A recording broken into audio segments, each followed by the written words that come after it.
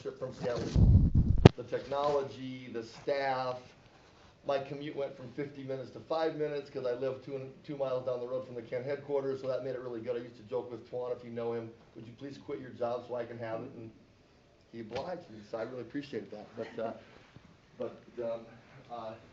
Joelle will be obviously leading this presentation, so I'm kind of a flunky sidekick here, but because of my relationship with Seattle and what Seattle went through, I wanted to actually contribute that content too. So. Yep, and we'll talk a little bit more about what that was and how that has impacted and influenced our work in Kent. So me, my name is Joelle Bejarano. I'm the Senior Project Manager for the IT division at Kent. And I was charged with the great challenge of working with the Office for Civil Rights in Kent on our accessibility efforts. At the end, we'll have some, plenty of time for questions and everything. But I also have some business cards with me. So as you're starting your accessibility journey, or if you have any questions, maybe you've already started that, feel free to take a card and reach out if you have any questions or if there's anything that we can do to help you. So the Kent School District, some of you may be familiar with where that is, but if you're not, we are about 20 minutes south of Seattle. So our district is a pretty big one. We have let's see here, 42 schools, and we cover 72 square miles. With that, we have a lot of diversity within our district, both in the people that attend, the students, and the staff, but also geographically. If you add the numbers up, it only said 41 schools, but we're groundbreaking for the 42nd school right now today. So that's yep. So, with that, we kind of go back and forth on whether we're fourth largest or the fifth largest in Washington State. Our enrollment is just below 28,000 students. So here we have, comparatively Seattle, Spokane, Lake Washington, and Tacoma. Beyond that, here are some of our demographics. Over the last 10 years, we've seen a significant shift towards a minority-majority population, and that has also influenced a lot of our work in the context of accessibility as well. So, what is accessibility? We talk a lot about that and what that work involves in the context of education. But what accessibility in this context, online content, really entails the mobile applications, the digital documents, and the website pages. So I'm sure all of you have websites for your schools. How do you know if that content is accessible? If you have an individual, whether it's a student, an employee, a community member, a parent, that has a visual impairment or a hearing impairment, are they able to consume that content the same as somebody without a disability? So that's really the foundational element of what we're talking about today. Communicating is really important. There's a lot of information that goes out from school districts. We also talk about how parents get engaged in their students' education and how they're maybe supporting their student to learn math or other subjects. So it's really common. A lot of people say, well, I don't really have to worry about accessibility because I don't really think there are any disabled students in my district or in my class or in the grade level. But it's actually very, very common. So there are 57 million Americans with a disability, and that is more than the populations of California and New York combined. It's a lot of people. So the work that we're doing is really important and really impactful.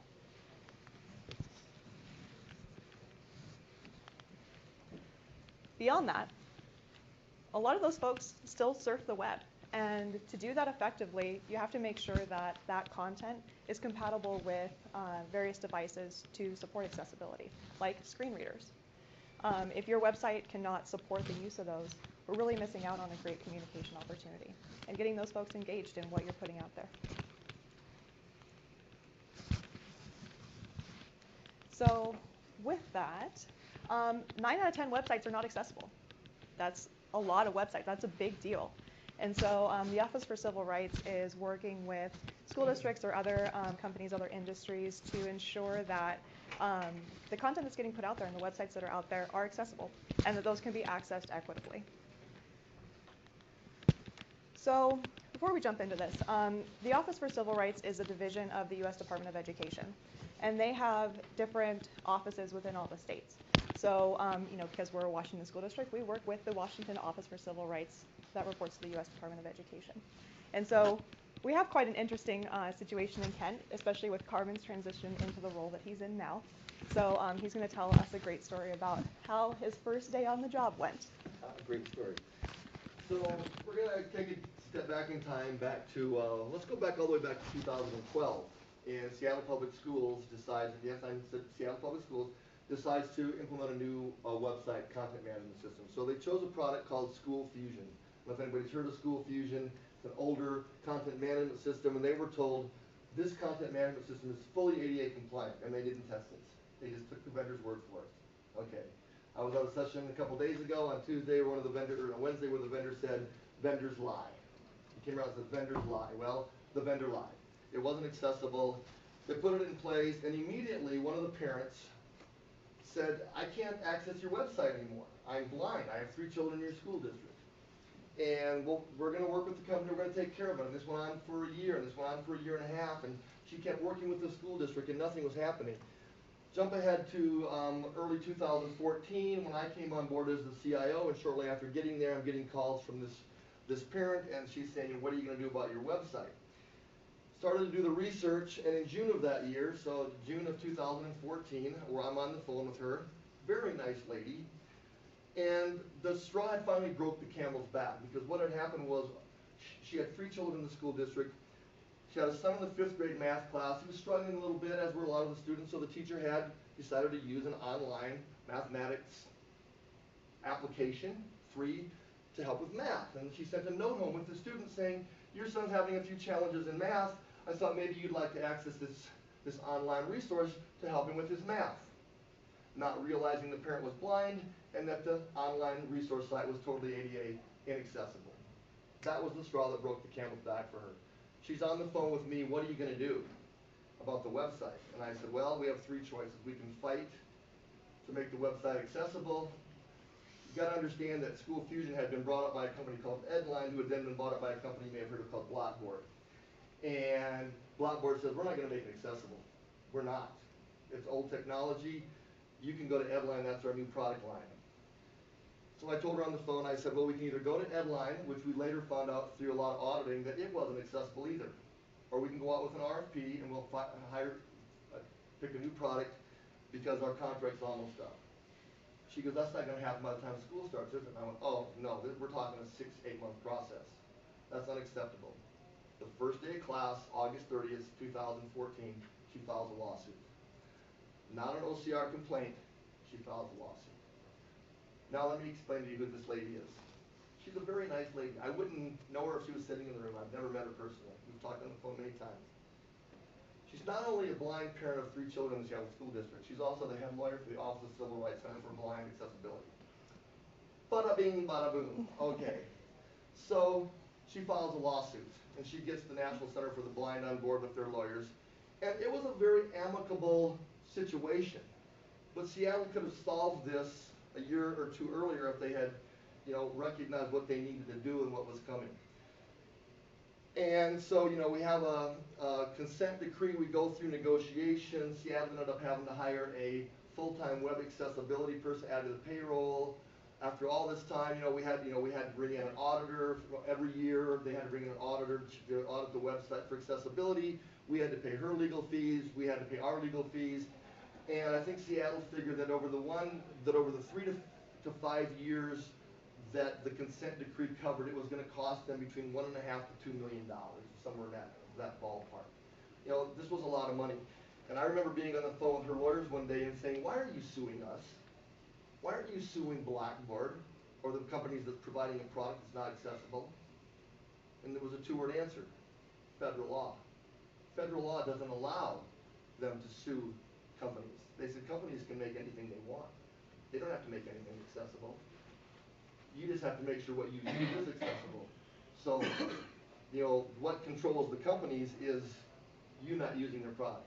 Okay, so that all goes through, it's great. Seattle's doing a very good job now of making their site accessible. I leave Seattle at the middle of May a year ago, so just about a year ago. I started Kent on June 1st. I'm sitting at my desk at June 1st. I'm not even sure if I know how to find the bathroom yet, but it's 5 o'clock in the afternoon. It's my first day at work, and I'm just ready to close down my laptop and go home. and an email pops up from the Office of Civil Rights that there's a complaint against the Kent School District for the website not being accessible. And I'm like, oh, you gotta be kidding me. Not my first day in the job. So I open up the email, and there's an attachment, PDF file. And I open it up, and there's this long multi-page letter about the Kent School District's website not being accessible. And at the bottom of the email, at the bottom of the letter, Noelle Nightingale, my favorite parent from Seattle School District. I can say her name. She doesn't care. If you had a complaint filed, chances are Noelle Nightingale is the one who's leading that effort. She's not filing the complaint. She's now simply acting as an employee of the Office of Civil Rights. She's made it very clear to Joelle and I on several occasions. The Seattle situation was not a complaint filed by the Office of Civil Rights. It was a lawsuit filed by Noelle Nightingale, parent of 3 Seattle Public School students. Now it's the Office of Civil Rights. We bring in the lawyer, the same lawyer that we had in Seattle. I thought he lived in Seattle. I couldn't believe he came all the way to Kent to help us out. And he goes, no, I live in Kent. I went to Seattle. I found out he was my neighbor 3 blocks away. Didn't even know it. That was pretty interesting.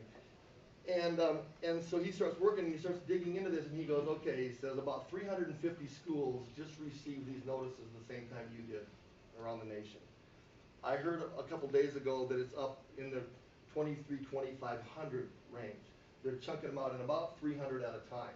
And they're sending these notices to schools whose websites aren't accessible. It's not an individual saying, sue my school. It's not some parent complaining. It is the Office of Civil Rights for the United States of America reviewing, and they're starting with K-12 school districts, reviewing to make sure that their content, their websites are accessible, and if they find that they're not, they file a complaint. I called Noelle on the phone. It's 5 o'clock in the afternoon on June 1st, and I said, Noelle, it's Carmen Ram. How are you? And she goes, well, great, Carmen. How are things in Seattle? And I said, I'm not in Seattle anymore. Noelle, I'm in Kent. It's my first day, and I just got a letter from you. And she just starts laughing at the other end of the phone, and she's like, I can hear her falling off her chair, like, I'm not picking on you, I swear. And I'm like, well, it feels that way. I said, so what are we going to do here? She goes, well, first off, this isn't a lawsuit. You have not had a lawsuit filed against you. This is going to be handled totally different than Seattle. And she says, yes, we're sending these complaints out to numerous schools around the state, and other offices around the nation. She says, you basically have 2 choices. She said, I shouldn't tell you this. I'm not supposed to tell you this, but because I know you, Carmen, she goes, I'm going to tell you this. Here's your 2 choices. You can either say, you know what, we accept the fact that our website's not accessible. Thank you for pointing that out. We're going to fix it. And if that's the case, then we're just going to come up with an agreement, and we're going to work with you, and we're going to resolve it. If you were to respond and say, we disagree, we're going to fight this, we don't think our website, then the lawsuit will come. There will be a formal lawsuit and a formal complaint filed by the Office of Civil Rights against your school district, and chances are you're not going to win because it's not compliant. So that's how that all went down. Enter Joelle. I said, Joelle, please come in here. We got to put this plan together. We've got to work with the Office of Civil Rights. We've got to work with all of our staff. We've got to work with our schools. We've got to work with our web administrator. Oh, we didn't have a web administrator. We had somebody who kind of did web on the side a little bit. So the first thing we did was take a vacant position and hire a web administrator. We got a very good one. So we started to go through that process of building our team, and I think things are going very, very well. We put together a great plan. Joelle's going to go through that, but the big thing is that there's a big difference because a lot of people heard about what happened in Seattle. Seattle was a formal lawsuit filed by a parent who was blind of 3 children, and the school district was not responding in a expeditious and an acceptable way. Not maliciously, just wasn't dealing with it correctly. All the others that you hear about, the 300 at a time, the hundreds of schools around the nation, Joelle and I have been called by many schools in the state saying, we hear that Kent's kind of leading this and they've got some good things going and we believe we do, that's why we're here. We've been called by colleges, by a community college back in Illinois that I happen to know somebody at, and they got a letter from the Office of Rights. They're being sued, and so they said, hey, Carmen, I knew that you were through this in Seattle, so I wanted to call you up. So we're trying to help as many people out as we can, just to kind of guide them through the process. And so with that, I'm going to turn it over to Joelle. But so I do remember our superintendent looking at us and going, "What are we going to do?" And I went, "You're in good hands with Allstate," you know, because I've been through this before. One of the other very serendipitous moments, you know, Carmen mentioned that we had a person previously doing web on the side. That was actually me. So that was my charge before I took the role of senior project manager for our IT division. And you know, part of that, what we'll talk about, you know, the different roles and the training and the communications and all that has gone out to our staff, the roles that we're establishing in our schools and departments. That is really critical to ensuring the success of this initiative. Before, in Kent, web was a sliver of a sliver of a sliver of a job, and that was my job. And so, if you continue down that road, it'll be a lot more challenging to ensure that the services beyond just your website, because yes, the website is a very important component and needs to be accessible, but you also have a lot of online services provided by vendors, and those also need to be accessible. So we'll take a look at that and talk more about that. One more quick thing about the Seattle situation that led in Kent was because Blackboard, and I hope I don't get in trouble with anybody from Blackboard, but because Blackboard was not stepping up and we felt intelligent honoring their part of the agreement, Seattle then was going to countersue Blackboard for part of the damages. And so we were in the process of doing that, and Blackboard knew it, and I won't go into all the fights back and forth with Blackboard and them saying we're going to cut off your website in 30 days and all these things, and we had to fight and negotiate that. But the interesting thing was we decided to go with an RFP to find a new content management system. We narrowed it down to what we thought were the two top ones in the K-12 arena, Sharp School and School Wires. We were just about ready to select School Wires when we saw the press release that Blackboard bought School Wires. So, okay, because we had convinced them that Edline wasn't compatible or wasn't accessible, so they went out and bought School Wires, which was. So Seattle then licensed with Sharp School. They're very pleased with that. Sharp School was wonderful to work with. Their CEO basically said Seattle's in a bad situation. The clock's ticking, and he told his team, you do everything you can to get them, and they were great. Blackboard bought School Wires. Kent had already licensed with School Wires before Blackboard bought them, so now we're back with Blackboard and School Wires. But we're happy with School Wires. It's not that the product's not accessible. It's just that we've got things to do and work with them on. So. All right. So we have a smaller group here, so I'm not going to ask everyone to go to this website, but maybe you can tell me, what do you think is the reason? Why is it important for school districts to do this in the first place? Equity. I mean, everyone can access this. Yep, that's part of it. Anyone else? People need to be able to access resources. Yep, absolutely. Anyone else? Haven't got it quite yet. Any other ideas? Yep, part of it. So the foundational piece here that I want everyone to keep in mind is that it is the right thing to do. You know, it is a daunting task, especially if you are non-compliant right now. But keep in mind that we're doing this because it's the right thing to do. We want to make sure that our students, our parents, our employees, and our community members can access the important information we put out there. Not only the information, but also the instructional material, especially for students and the parents. You know, how can we guarantee that those students will have a quality education if they can't access half the tools that we're asking them to use? So that's a big component. We want to keep that in mind and in the forefront that we're doing this because it's the right thing to do. So as Carmen mentioned, there are kind of 3 approaches you can take when you get this complaint, or maybe even before you get the complaint. Maybe you can be proactive. If you haven't gotten the complaint, jump on that. That's a great opportunity for you. If there isn't pressure from an outside entity saying, hey, you need to get compliant, there are problems here, then that's a great opportunity for you to say, okay, well, we don't really know our status on accessibility. Maybe we should get an audit. Maybe we should put a plan together to address that. And an audit's going to go, I don't know if you quoted the cost, it's going to be in the $20,000 to $25,000 range if we put up a full extensive audit. So. Yep, and we'll talk about kind of the methodology behind how we conducted our audit and the vendor that we partnered with to do that work. You can be reactive, maybe in a negative way. You can dig in your heels and say, no, we are not going to fix these problems. Or maybe, you know, we don't think we're not accessible. Or you can take the road that we took. We're trying to be responsible here. We acknowledge that there is a problem, and we're addressing that with appropriate priority. So when you do get this formal complaint from the Office for Civil Rights, what does that entail? So, Kent, we went through the motions of negotiating what's called our resolution agreement. And that is really the meat and potatoes of how you're going to fix this problem.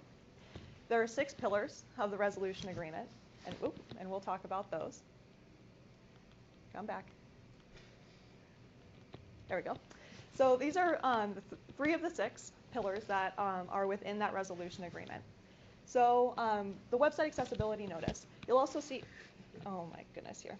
You'll also see that there's a status up above each of these. So if it does it on its own, you'll know it's not me. So 100%, 47%, and then 44% for our plan for new content. See, it's not me. All right, vindicated. So our website notice.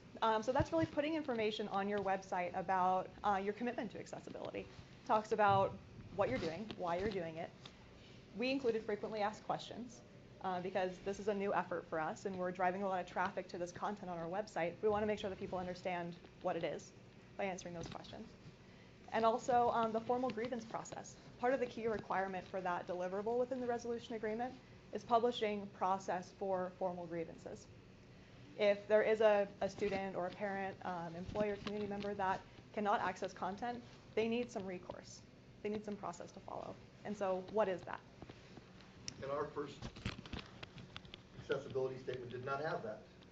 But if you have a good relationship with OCR and you're treating them kindly and they're and being a good steward, instead of getting a nasty letter saying, you get a nice email that says, you didn't quite meet it here. So before we respond and say you blew it, why don't you add this line in? You do it and they go, oh yeah, looks great. And so it really is that give and take situation. So. Yep. And that second piece that was there before it went away on its own, by the way, was accessibility awareness and technical training. So we'll talk more about that, but essentially, how are you going to ensure that the people within your organization, first and foremost, just know what accessibility is and why it's important, how it affects their job, how it affects the students and their achievement, but also for specific roles within your district, how they can learn the technical aspect. What do they need to do when they're publishing content on the website differently to ensure that content's accessible? In contrast, maybe you're purchasing services. Maybe you're in a position that is evaluating and procuring different platforms. How can you work with those vendors to ensure that those systems are also compliant? What kind of documentation do you need? So looking at those different roles within your organization and preparing them accordingly. And that last piece there, the plan for new content. So while all this work is going on, you're fixing your website, you're fixing your vendor services, all these different components, but content is still going out. You're still sending communications, you're still posting stuff on your website. What's your plan for that new content while all this work is taking place? And so we chose a policy and procedure, a school board policy and procedure to address that. See if I get any better stay here with these items. So these are the last 3. Designation of auditor, audit of that content on your site, and then the corrective action plan. How are you moving forward? So the designation of auditor. So you'll be asked to go out and find an auditor for your website. The complaint is typically filed under the premise of your website, although the tentacles of your corrective action plan will not stop there, I can tell you that. So you will need to evaluate and identify an auditor to go through the motions with you, and that'll all be proposed to OCR for their approval. The audit. So once you have that auditor in place, doing that audit, getting the findings, going over that, understanding that with your vendor. In our case, working with Blackboard to understand that we know, or to ensure that we know what issues they need to fix and what issues we need to fix. And for those, how we move forward in both cases. The corrective action plan, kind of an output of that audit. How are you going to move forward? What are those timelines? How significant is that work? Maybe in the context of your website, it's going to take you 12 months to fix those problems. Maybe in the context of your third-party services, it's going to take 24 months. And then what items within each of those are you going to fix with what priority? We'll talk more about that as well. The thing I'd like to point out here, too, for everybody in the room is the initial resolution agreement that OCR sends you is negotiable. A lot of schools don't think it is, they just sign off on it. And I think it was because I had been in Seattle that I knew, we don't have to accept this the way it is, so we actually negotiated a longer settlement time. Instead of 18 months, we negotiated 24 months. And we negotiated several other changes where we thought the verbiage was pretty, like, you're gonna do it this way or else, versus this is what we want the results to be, you guys can figure out how to do it and things like that. So we did go through negotiation, and we did it through legal counsel, a gentleman who specializes in this, and like I said, who also worked for Seattle. So don't be afraid to read through that agreement, because if you haven't gotten one, there's a good chance you will, and negotiate so that it's not quite as arduous as it could be. Yeah, one great example of that, I mentioned our plan for new content takes the form of a board policy and procedure. Well, there's a very specific approval process for that, and that involves, various cabinet, executive cabinet, first reading, second reading, let alone the school board. And those meetings take place less frequently than any of those others. So we knew right up front that the time frame that was presented to us in that original draft of the resolution agreement for the plan for new content was not sufficient. Going through the motions of that approval process, we couldn't do that in the 60 days that they gave us originally. We had to negotiate that out because we knew that it was going to take more time for those approvals to take place. So definitely negotiate that. So of those 6 pillars, we're going to dive into each of those in a little bit more detail. I've included kind of what those key considerations are, but also what we're doing for those next steps. We haven't finished everything in here. It is still a work in progress for us, but wanted to give you insight into what's ahead. All right, so website notice. So there's a link down there if you have your device and you want to take a look at what that looks like for Kent. Feel free to visit that. So essentially on our website, we produced a section. We put a link right in the footer so it shows up on every single page in our website. But it contains important information about our commitment and what we're doing moving forward. We also included our video, which we'll take a look at here in a little bit, and also that formal grievance process and FAQ. Really important information. This is kind of the central hub for anyone to come in to access accessibility information, and for staff, jumping points to other training for their role in our district.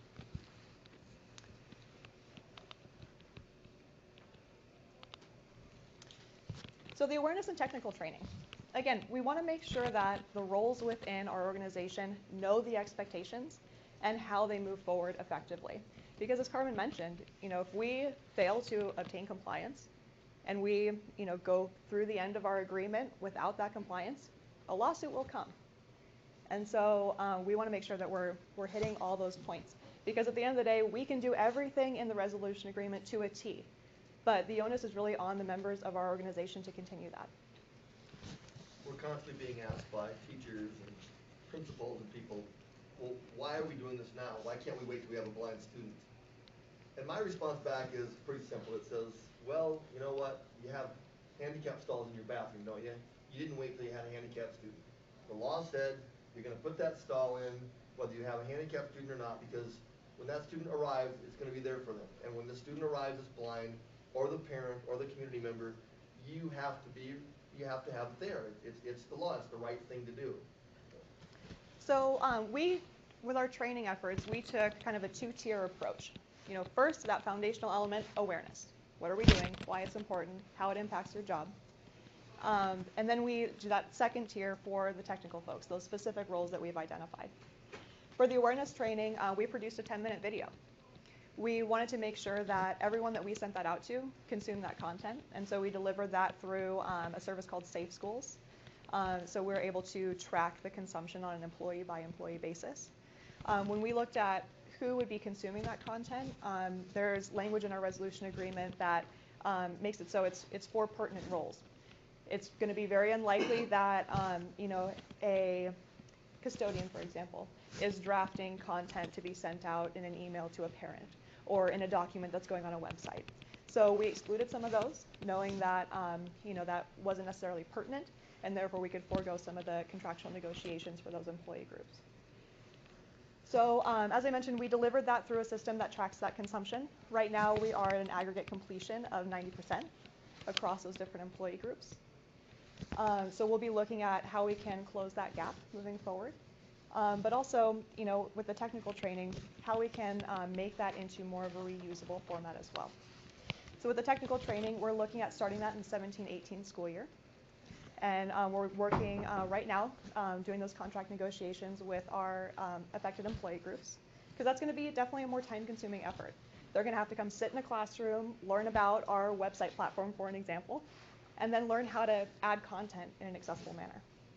That's going to be about 4 hours of classroom time, training time.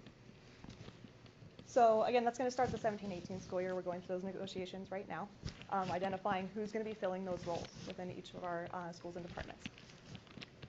So we are going to take a look at the awareness video that we produced in Kent. One of the key things that we did with this video, because we could have reused content out on the web, we could have taken Seattle's video, but we ended up remaking this ourselves. And we really wanted to showcase our students and our staff, because that really just that brings it home. We have gotten a lot of feedback after the fact as we're kind of looking through the metrics of the consumption. And the feedback's been really positive, and in particular, because it's relevant. It's our staff, it's our students. So that is a great recommendation for any of the districts out there that want to produce something similar. And how many people did we train? How many people were in that category? We're 90% of? 3,300 staff. So it's not just a couple hundred. We're training 3,300 people. So. Yep.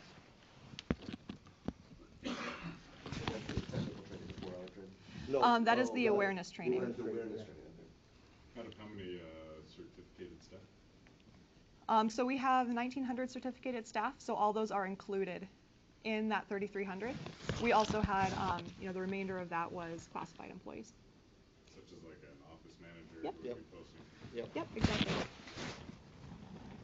All right. District is committed to ensuring that communication for district-sponsored programs, events, and activities are accessible to our students, staff, families, and community members with disabilities.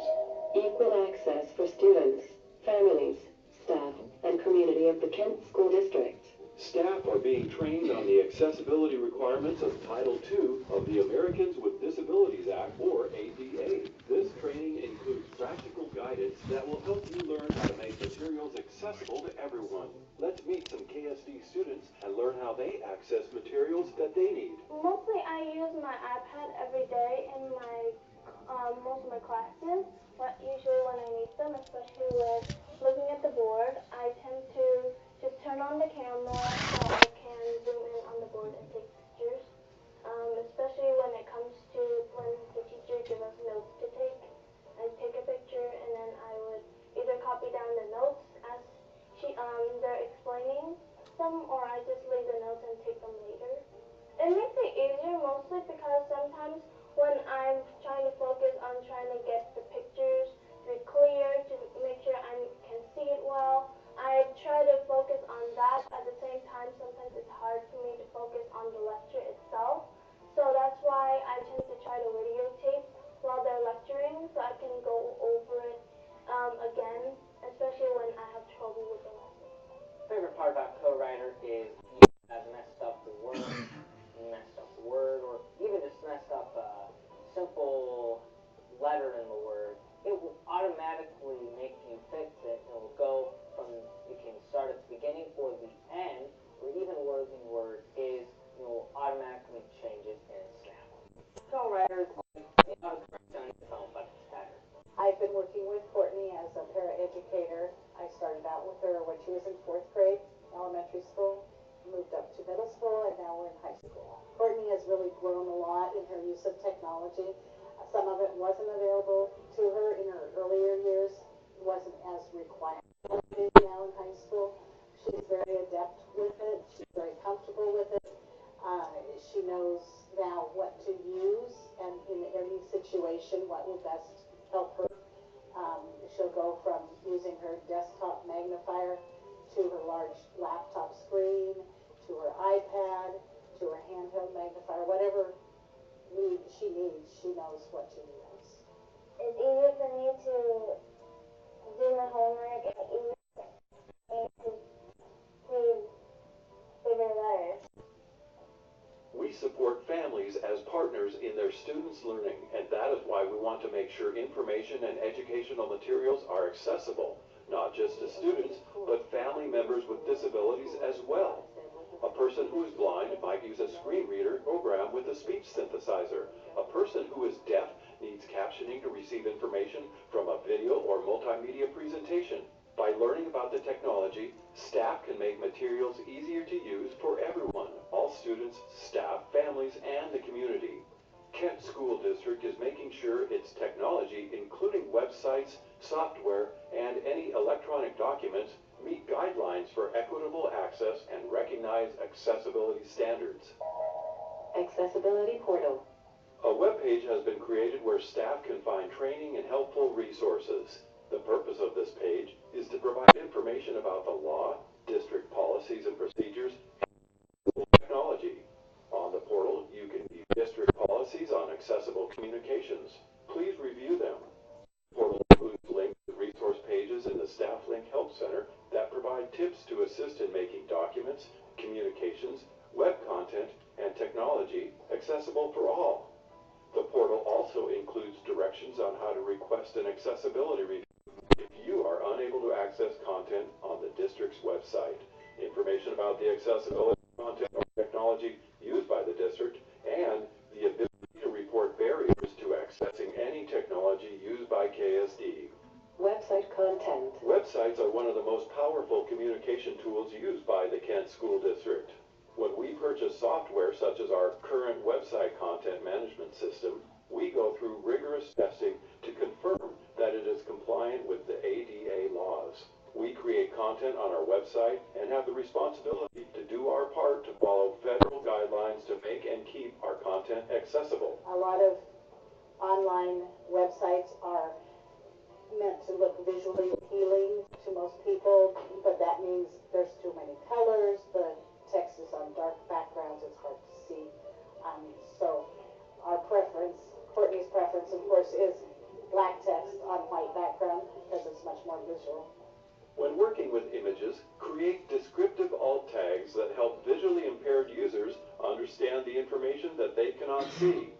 The only way a screen reader can convey the meaning of an image is by reading the text that has been added to the image's description when it was posted to the website. That serves as a substitute or alternative for the image. If there is no alternative text or alt tag, then the screen reader cannot accurately convey the meaning of an image. I think the best practices teachers can follow when creating accessible website content is to go ahead and test the content to make sure that it works with the screen reader, and also if there's pictures or video content on the website, to make sure they're captioned so that students that need to read that can use their screen reader for it. For staff who update web pages regularly, there are quick reference documents available in the Staff Link Help Center with step-by-step advanced instructions. Learning Management System. When thinking about educational materials for your class, remember that the family members who support students need the same level of access. Closed caption materials when possible. When posting your own video, you can add captions or provide a text transcript. When showing an image of an original document, include transcribed text that will allow the student and their families to understand the content of that document. Remember that the words on an image such as the Declaration of Independence will not be read in the screen reader, so keep that in mind when creating or adding educational materials. When in the course of human events, it becomes necessary for one people to dissolve the political bands which have connected them with another. Forms and PDFs. Be mindful that all navigation within electronic forms will be accessed using the keyboard rather than the mouse, so be careful to keep your fields in a linear order. It's not that visually impaired people are incapable of moving or clicking a mouse, it's just that they don't know where to move it or when to click it, since they can't see what's on the screen. I think the best practices teachers can follow when creating digital documents are to make sure they're creating them in an accessible format. For instance, Microsoft Word is always in an accessible format, but PDFs may not be. On some PDFs, you have to memorize which box to check. For example, it will say yes, no, and then underneath there are check boxes, and it will just say checkbox and checked. And so it's a little bit tricky if you're not sure if you're checking yes or no. In some cases, want to make sure you're checking the right box. PDFs can be created many ways. Some PDFs, for example, scanned documents, are really just an image, which are not accessible. Accessible PDFs contain text and information that a screen reader can read. In an accessible PDF, images can be tagged with descriptive text. New technology purchases. Before software is purchased, the district needs to follow steps to ensure it meets accessibility standards. If you're going to download or purchase software for your classroom, school, or department, please remember that the product must be accessible. Accessibility will be verified during review of your software by the Kent School District Software Review Team. Family members may need the same level of access to support their students. For example, if you're asking parents to keep track of progress on software at home, the software needs to be accessible to all parents, including those with visual or hearing impairments. For additional information related to ADA compliance on the software you're considering purchasing, refer to the resource link on the portal. With your help following these guidelines, we can make sure that all Kent School District's electronic materials are accessible to all students and families.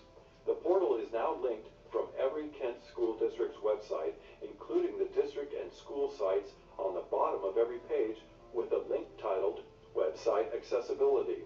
For additional information, contact the Kent School District's Accessibility Coordinator by email at accessibility@kent.k12.wa.us. Kent School District is committed to equity and excellence for all students, families, and staff. Providing accessible content is everyone's responsibility, and we thank you for your support in successfully preparing all students for their futures. All right. So that's the training video that we offered to about 3,300 employees. We have about close to 5,000 employees in the whole district. So again, we kind of filtered out some of those employees where it may not be as relevant. Of that 3,300, about 1,900 of those are certificated employees, so teachers, those folks, and the rest were classified employees such as office managers, paraeducators, and so forth.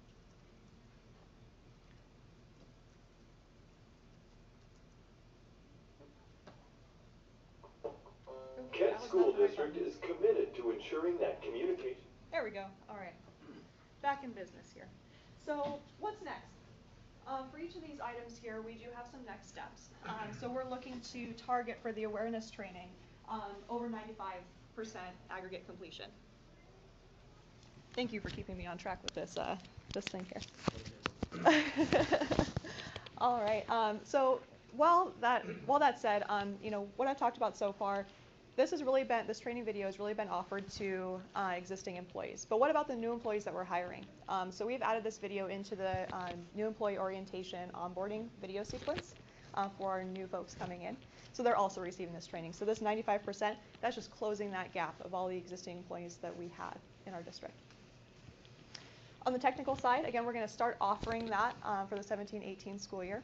So once we finish our contract negotiations, we're going to be putting communications out there to our principals and our department leaders to start identifying who's going to fill those roles. And we'll talk about what those roles are here in a little bit. But really talking about with them, making sure they understand the time commitment, what that responsibility is going to look like, what kind of involvement the IT department is going to have on that work moving forward. So then we're going to be offering some workshops for the folks that we identified. There are really two key roles that we're establishing within every school and department. These are not new positions. These are additional responsibilities on an opt-in basis for interested employees. That first role is a webmaster. Websites are very common in our district. All of our schools have websites. A lot of our teachers also have their own websites as well. So we're going to create webmaster roles within the schools and departments who will act as that primary liaison for other employees in their work area to make sure that information is getting out there, that they're adequately supported, but that webmaster will be that primary individual posting content. Yes? Are you planning on having the webmaster role just be an additional responsibility or maybe a stipend, or are you carving out time for them to do that? Or maybe even a new position? So right now we're not looking at a new position. It will be additional responsibilities on somebody's existing work duties. We are doing contract negotiations for potential compensation for that work on an annual basis. Do you have a district webmaster that sits on top of the whole thing? We do now. So as I mentioned, it was previously a sliver of a sliver of a sliver of my job. But part of the work that we did through this was to create a 1.0 FTE web administrator position, and that is an IT position. But they worked very closely with our communications department to oversee our web presence in full. All right. So Webmaster is going to be one of those key roles. The second key role is what we're calling a digital materials coordinator. So same kind of thing with the Webmaster. That's going to be additional duties as assigned for those individuals on an opt-in basis. But they're really going to be responsible for making sure that the services being procured by that school or by that department are accessible, going through the process that we've identified. Also, the documents. I mean, communications get out there on more avenues than just the website. Emails, attachments, messages in various platforms, making sure that all that is accessible as well. So they're going to be the catch-all for the other components. So the training will be mandatory for all of those roles, the 4-hour classroom opportunity. We're also looking to produce that training kind of more in the long term in Canvas, which is our learning management system. So those employees can take that training as a self-paced course with the expectation that they'll complete training within the first 60 days of the school year. So what are people saying? These are some of the quotes that we've pulled from the training feedback. I'll let you read those.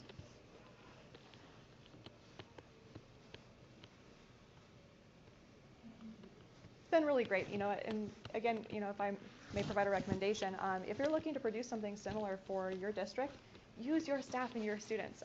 That was consistently the best piece of feedback that we got on the video, and it really drives it home. It makes it, really relatable for everyone that's watching that content. We produced that video with a lot of collaboration with our inclusive education department, or special education, as a lot of school districts call it. They were very involved in coordinating the talent that was in the video, working with the parents to obtain the appropriate approvals, because individuals with special needs are usually an opt-in for media instead of your typical opt-out. So they were really involved in that process as well. So our plan for new content. So again, this was a policy and procedure. We're going through the motions of doing that approval right now. We actually, a couple weeks ago, just got approval from the Office for Civil Rights on our proposed content on the policy and procedure. So what we did, we didn't reinvent the wheel. We worked with the Washington State School Directors Association. Oregon may have a very similar organization, I'm not sure. But this entity provides templated policy and procedure for school districts.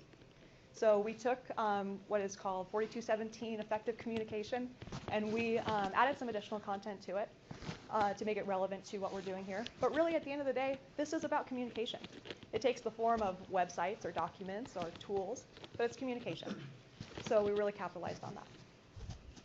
So as I mentioned, all these different things that we're doing, all that has to be reviewed and approved by the Office for Civil Rights before we do it. So it's a lot of written proposals. Hey, this is what we're thinking about doing. What's your feedback on this? They'll come back with either approved or maybe you need to make some adjustments. But this will have to be approved as well. So factor that in when you're negotiating your timeframes in your resolution agreement. For us, this took about 6 months to get feedback back from OCR. And it's not because it was bad or anything.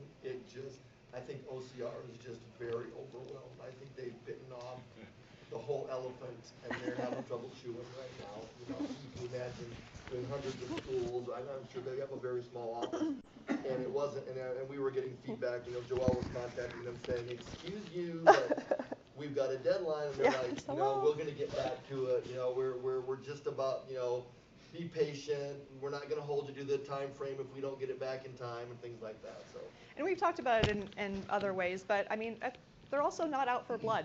If you need more time, so for example, this is a great thing here, because it took us 6 months to get that approval back from OCR, we're out of board meetings.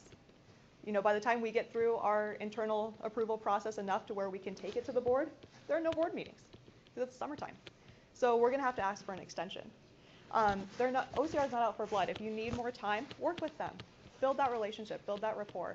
They want to make sure that the content is getting accessible, that you're approaching this with appropriate priority. That's really what they want. And they're there to support you with that. They're not here to punish, they're just here to make the sites accessible, and they're very good to work with. Yeah. And why are they doing that? Pop quiz? What did we touch on before? Yes, exactly. All right, so what's ahead? I talked about it a little bit here. Just going through the motions of that formal review.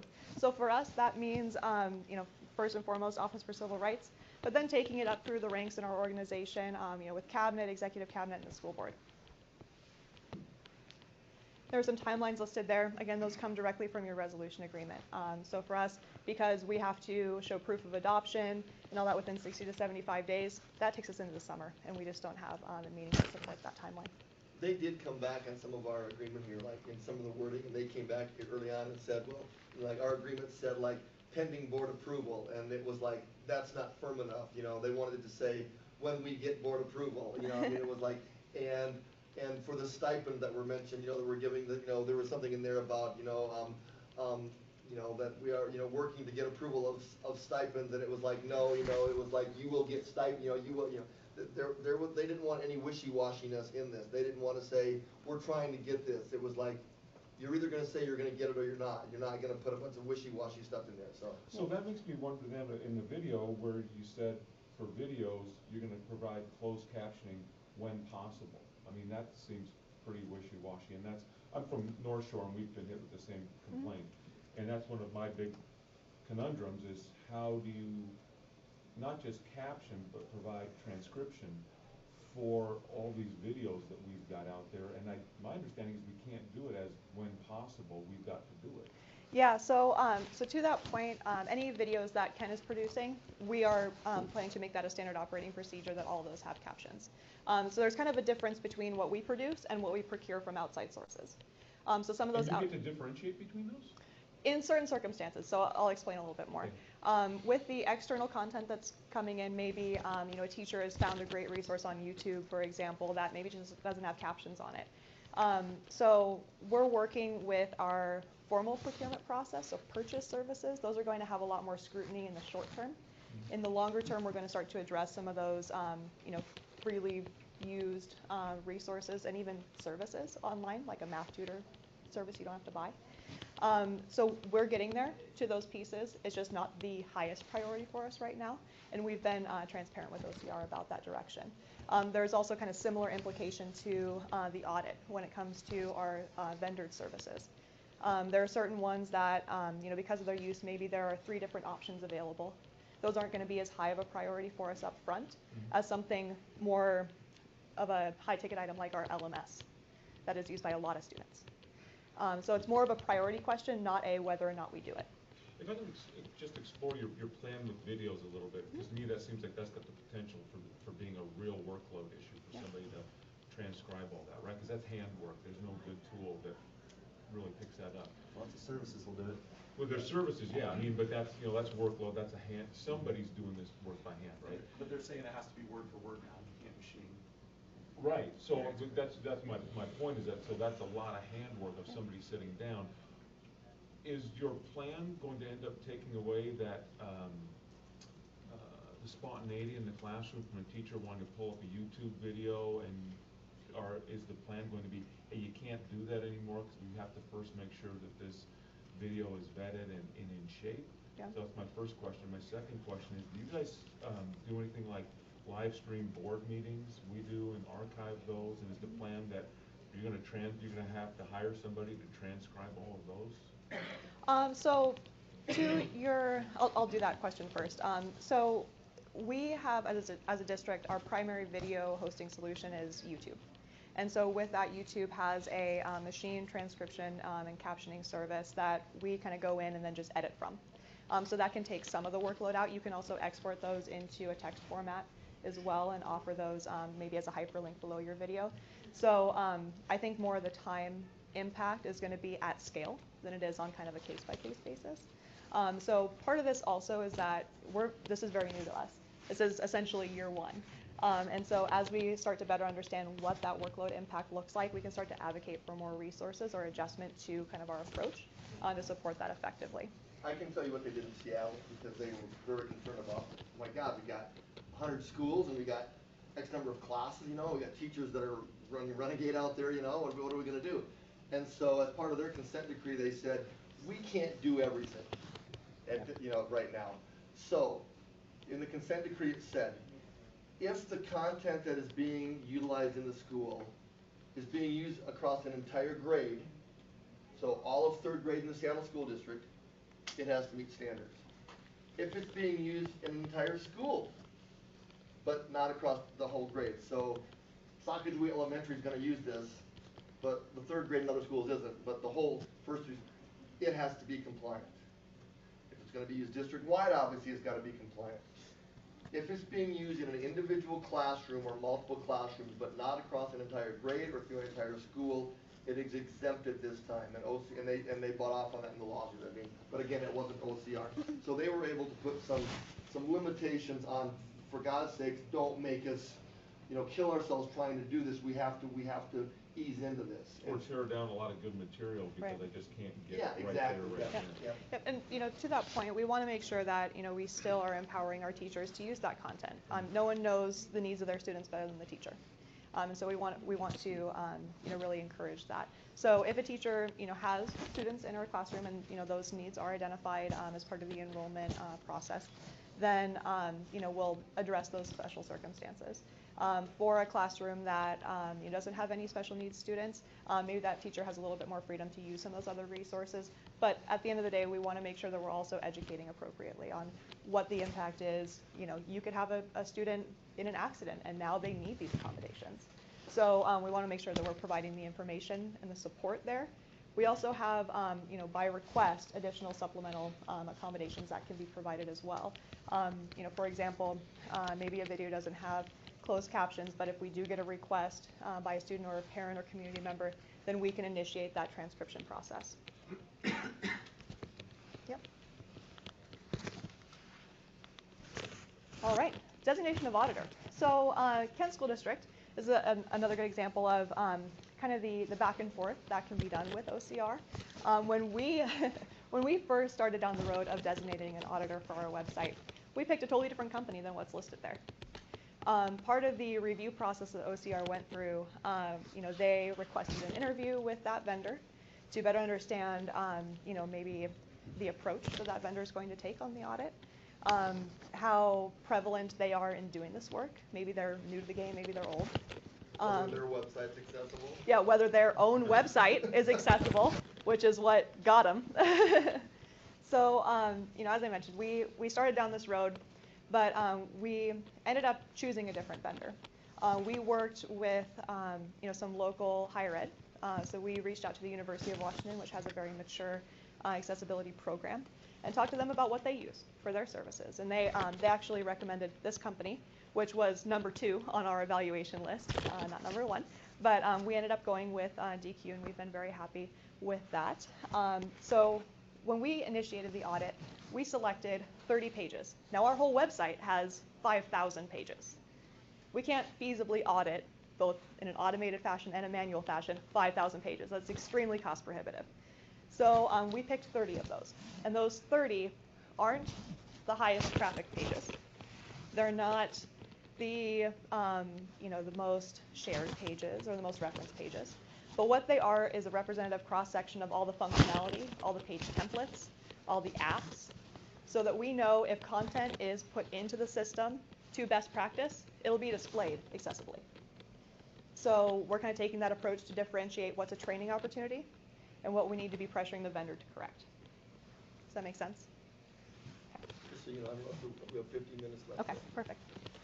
Well, we talked about the back and forth with Noelle Nightingale and one of her partners, and they, as well as they checked out the company we first went with, and our phone call with Noelle and stuff after the phone interview with the company was like, Carmen, Joelle, OCR cannot tell you who to go with, and you can go with whoever you want, and we can't tell you not to pick this company, but if it doesn't work out for you, we would hold you accountable to fix it later. UW have really had a good company. You might want to chat with UW. Just as an offsite, you guys should probably check with UW. Sounds like a good idea, Noelle. So Joelle gets a hold of UW, and we chose DQ. well, that was our second choice. Yeah, this is looking really good. You know, and it's just that back and forth. They're not out to kill anybody. They're out to make websites successful. Do you mind, who was the first company, just among friends in the room? I was the Bureau of Internet Accessibility. So with that, keep in mind if you go down this road and you are evaluating various auditing providers, the quality of the reports that they provide once the audit is complete vary significantly. So make sure that you look at what you're going to get back from them. Get some sample reports, reach out to maybe some of their recent previous clients. Understand what that data is going to look like and make sure that that is something actionable for your organization. It's going to be really important. And you said earlier that this was like 30,000 roughly for the audit. Is that an ongoing audit that you guys put up for? Or is this a one-time 30 pages, tell us how we're doing? So that's a great point. So there is kind of an initial where are we at, and there's also kind of the ongoing compliance effort. So what we have allocated budget for was the initial audit up front, just to get an idea of where we're at, what issues are present with our platform versus our content. We also separately license an automated scanning service, and OCR will tell you automated alone is not sufficient. You need to have manual and automated testing and process and procedure to do that. So as a side, we're continuously scanning our website for non-compliance, not only in accessibility, but also quality assurance, broken links, misspellings, things like that. So that's a separate service, and we're using SiteImprove for that. For an ongoing piece, once we have our corrective action plan in place and we're starting down that road, in the next calendar year, we'll probably be doing another audit through DQ, just to understand how far we've come, so we can maybe adjust our approach if needed. So we're going to do kind of 2 primary audits in this context, and then use automated scanning to fill those gaps.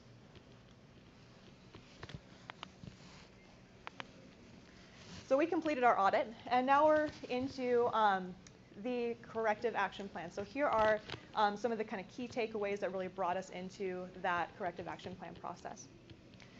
Our audit took right around, I think it was just under 6 weeks to be completed. So depending on how many pages you select, again, totally up to you how many pages that is the scope of your audit. Can take more or less time depending on what makes sense for your organization. Everything identified has to be addressed. So when it comes to the corrective action plan, you're providing copies of that report from the audit. You're mapping every single finding to a timeline and a resolution. So there's extreme transparency there. So everything identified has to be mapped to a resolution and a time frame. So there was an asterisk down there. May include an audit of online services. So originally in our resolution agreement, the language was every online service provided by third-party providers will be audited. Well, for us, that's like 250 services. So if we're saying $30-ish thousand for an audit of a service, we don't have money for that. We're a school district. So we ended up going back and forth with OCR about how we can kind of adapt that approach. And I talked about it a little bit before answering some of the questions, but we're going to be identifying as a priority our mandatory use services. For example, if you're in 3rd grade and you're taking math, which every 3rd grader does, you have to use this service. You just have to.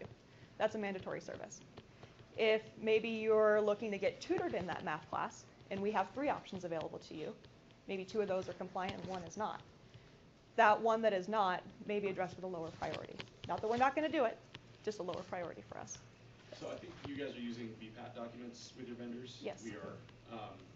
And when you get those back, do you have kind of a cutoff line of what you consider is acceptable? Because as they fill it out, they can say we're compliant, it doesn't apply, or we're not compliant. And let's say that they come back 90% compliant. Are you taking a hard line if it has to be 100%, or do you have some level? Yeah, so the language in our resolution agreement, and is reinforced through our communications with our vendors, is that line isn't black and white. It is gray in the sense that if correcting that noncompliance produces either a fundamental alteration of functionality or an undue burden, then there's some room to kind of identify maybe an alternate support. And so as we're getting this information back from vendors, and we have only gotten a few right now, we're very early in that process. We're sitting down with our inclusive education department to understand what those gaps may manifest in the context of education for a student, or access by a community member or a parent, and identifying what supports can reasonably be provided to accommodate that. So it's not necessarily a hard line, yes, they're compliant, or no, they're not, and therefore we can either use it or we can't. We're working with those vendors to identify if those instances of noncompliance are related to fundamental alteration or undue burden, and then addressing that internally within the district. You might want to explain real quick what that document is in case. Oh yes, great. So a VPAT form stands for Voluntary Product Accessibility Template. Is a standard document template that is offered by the U.S. Department of the State, I believe, and that is used by vendors to identify on a line-by-line basis for their functionality whether it's accessible or it's not. And they're classified into, you know, what you said there is, you know, supports with exceptions, or does not support it. So that can really be a great resource to help you identify what aspects of a service are compliant or not, and therefore what you can do to accommodate. So when you use the number, like you've got 200 different online services, I'm going to guess if you're anything like us, that's probably pretty low if you start thinking of free services that teachers sign up for that you don't know anything about. So the only feasible way that I think you attack that is education. Right? Absolutely. So what kind of success are you having there with teachers self-identifying, I need you to undertake this process that might end up meaning you don't get to use this tool? Right. So, you know, again, we're very early in that process. So for this next school year, we're really looking at partnering with our leadership team. You know, Carmen and I are going to be doing a presentation most likely at the leadership retreat during the summer. So really working with, you know, the principals as the, like in the case of schools, the principals as the authorizing authority for that purchase or that, you know, use. We're also partnering very strongly with our teaching and learning division to ensure that they're also reinforcing through their channels that this is a requirement. And so very much an educational effort, very much a partnership with our leadership team and internal divisions that affect teaching and learning. But it's going to be a process. I mean, we're not going to get absolute perfection up front. Just like you said, there are services that we have no idea are out there. Those 250 or so that I mentioned are really our paid services, so we're kind of going through our contracts first. That's going to be our priority. But then moving forward beyond that, once we do have that kind of settled, we'll be looking at some of those other free services or other ones that may be kind of flying under the radar, as it were. I think one of the big things to take away today is that, you know, our superintendent and everybody at the top made it very clear and understands that web accessibility is not an IT problem. This isn't an IT problem. This is a district problem. This is a teaching and learning problem. This is a parent wanting to know how to, somebody wanting to know how to apply for a job. That's not an IT problem, that's an HR problem. IT is going to play a big role in helping to solve this, but this is a district problem. So, you know, if your superintendent and your district leadership is making that statement, and the board's making that statement, that helps a lot in the things you're talking about, because now we're working as a team rather than, well, this is an IT problem. You guys are in charge of the web. No, we're not in charge of the web. Okay, so. Yep, and everyone, you know, all of our departments, all of our schools, you know, they're purchasing or using services, and that is part of this. While the, you know, complaint was initially opened under the premise of our website, that's not the scope of our resolution. So next steps here, we touched on that a little bit, collecting those VPAT forms. So as we start to classify our services into mandatory or optional use, you know, reaching out to those vendors, providing a you know, formal snail mail letter as well as an email to their legal team about what documentation they're going to be providing to us. We're sending out a letter to all those vendors saying, you know, within 30, 60 days, you're required to send this information back. And if you're not compliant and you're acknowledging that, you also need to send us a plan to correct that. Otherwise, when it comes time to, you know, renegotiate or renew your contract, we're going to have some hard conversations about whether or not this is the right service for us. So for us, we're going to be endeavoring to make those mandatory services compliant, working with those vendors in 1 calendar year. So that started for us in mid-February, so we're going to be wrapping that up mid-February of next year, making sure that all of our purchase services are compliant. Go through this a little bit quicker. I think we're running out of time here. So our corrective action plan, this is the piece that we have not started yet. So we just got our audit back. We're drafting that right now. working with Blackboard and other vendors to identify their status with compliance. And we're going to be aggregating all of that information and submitting that corrective action plan to OCR for approval. Depending on what timeframes we put in place, maybe some pieces will take us shorter amount of time, some pieces will take us longer. Given the priority we set, we're really driving those timelines and working with OCR to ensure that there's agreement on both sides there.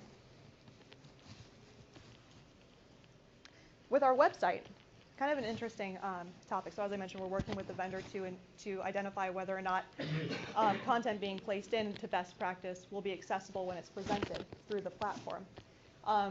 We've identified some things that we cannot fix ourselves, core code base to the application, the platform. So we're working with them to identify where on the roadmap those changes are that support accessibility. And so with that, there's kind of two options there. We either make corrections to our existing website template, or we do a complete overhaul and pick a new template that maybe is more accessible. There may be some things in our current website that even if we wanted to, we just can't change. So doing that complete overhaul can kind of get us more towards complete resolution. So that may be an option on the table. Our superintendent really also wants us to redesign our website. So we want to make sure that with option 1, we're not buying new tires for the car, we're about to trade in. That's my analogy. So Carmen stole the thunder on this one. Does anyone remember why OCR files complaints against school districts and not the vendors themselves? Yep, great. So recommendations, so kind of wrapping this up. If you're starting your accessibility initiative, or maybe you already have, and maybe you're at a different point in the road, whether you're ahead of us or behind us, here are just some recommendations, some lessons learned that we had along the way. Don't wait. If you have not received a complaint, this is your time. This is your time to jump ahead of it. Start with that audit. Understand where you are today. Work on it. Do you have received a complaint? Other school districts have? Okay. So who has? Who has not? All right. So that's a great opportunity for those that haven't. Understand where you're at today. Start talking internally about how you want to address some of those challenges. I would be very, very surprised if you were fully compliant and you had not received a complaint. So there's always some room to improve. Is there a way to know just from yourself to look at your website and see if it is without having an actual full audit of it, or? Yeah, absolutely. So there are some great resources that are available for free. One of them is JAWS, is a screen reader tool online. There's also some information and materials offered by WebAIM, WEBAIM, that can help guide that effort. That'll help you identify some, but not all, instances of noncompliance, but that would be a great place to start, most definitely. In your presentation, or will you be able to share those with us? Do I need to write that down? If you like, I have a business card for you. If you want to take one of those, just shoot me an email, and I'll be more than happy to share anything you need. There's also a plugin from one of the colleges back east, Wave. Yes, that's another great one, yes. Just a plugin for Chrome and stuff it's a good start. That's We'll what put it that way. Noel actually said they use that. Yeah. They use the Wave tool when they check. I think. And you need to actually use multiple tools to check it because they kind of focus on new rural areas. Yeah, definitely. That's a great point. I believe Wave is the one offered by WebAIM. It is. Yeah. So again, I'll have some business cards up here. I'll be around for a little while as well. So if you have any questions, feel free to come up and either grab a card or ask away. Second piece here. If you do receive a formal complaint, make sure that you're really instilling that culture about why we're doing this. It's very, very easy for your staff to say, oh, well, this is just more stuff I have to do, more overhead, I just don't have time for that. Well, you're affecting the achievement of your students and parents and guardians' ability to support them. And you're affecting the ability for your staff to be effective as well. So make sure that you're really instilling that culture. That's really the biggest thing. And we started that up front. As Carmen mentioned, we have a very, very supportive leadership team all the way up to our superintendent and school board. And that has really been instrumental in making sure that we're able to effectively move forward quickly with all these different pieces. Last but not least, leverage peer experience in the industry. As Carmen mentioned, there are now thousands of districts that are being hit with this. Capitalize on that learning. You don't have to reinvent the wheel. Many districts are, accepting the standard resolution agreement. Some districts are negotiating. But at the end of the day, those 6 pillars are consistent. It's just those timeframes and maybe some of the requirements that are different. So with that being said, if you like a video from another district, maybe it's ours, maybe it's another one, reach out to us. We can provide that script to you. You can use maybe our video if that complies with the terms of your agreement. You can use the Washington School Directors Association's policy and procedure, things like that. So don't reinvent the wheel. Carmen says to plagiarize when possible. Legal plagiarism. Legal plagiarism, yes. Plagiarization is good. Yes, so don't reinvent the wheel. Save yourself some time and hassle. Also, if it's been approved by OCR in other districts, you may be able to expedite the review process. Keep in mind there's kind of an asterisk at the end of that sentence because every situation is unique, but can save you some time, definitely. So with that, are there any questions? How much time do we have left? We're out of time. Okay. Yeah, a couple things. Yeah. My understanding of what you were saying about the audit, so even if you haven't received a complaint, do you have to have an accessibility auditor? If you have not received a complaint, then there's no requirement from OCR to have an auditor. We pursued an auditor because that's one of the terms of our resolution agreement. But at the same time, if you haven't received a complaint, an auditor can help you understand where you're at in your compliance spectrum. It's kind of like selling a house, and you can either get the building inspector to come in after somebody made an offer, or you can get them to come in before and fix the things before your house is up for sale. And, having the auditor come in ahead of time is kind of like having that person come in, and, oh, gee, I didn't realize I had a couple things wrong here, I can get those fixed. That's kind of what having the auditor come in ahead of time is all about, and it can really be a good saver. Yep. And depends. The other thing was, I saw somewhere, I think it was in the video, AA. Mm-hmm. Is that the standard that you're meeting, or should you try for AAA, or, Yep. is it going to change? Yeah, so again, kind of a term of our resolution agreement was, attaining that AA compliance. In the big picture, there are 3 levels of accessibility compliance. There's A, AA, and AAA, and think of that as kind of like a credit rating. We are striving to meet AA compliance with all of our services. That's from what I hear, that's kind of the standard. AAA just has, kind of an additional layer of requirements on there, but I have not heard from or worked with a district that has reached out to us that has been required to meet that level. I actually asked our legal about that and said, our agreement specifically says AA. Yeah. That's written in the agreement, so we have no legal obligation to have to push to AAA. Yep. Yep. And all of those, kind of governing guidelines and the level of accessibility that's required, that will be stipulated in your agreement, definitely. But they can come back later if they decide AAA is what everybody needs to do. No, that's the thing. That's what I asked our lawyer is, it specifically says AA in our agreement with OCR. They can't come back later and say, we're changing this, and now you have to do this again. It's a contract with them, essentially, that outlines everything that you're going to be required to do and provide, and at what time. And part of that is the requirements. So you think of it like a contract. There will be somewhat of an arduous process to change that agreement after the fact when it comes to those requirements, because a lot of the efforts that you're going to be doing in those 6 different areas are done a certain way because of that level of compliance. So I like to end with this story when we're talking about why we do this.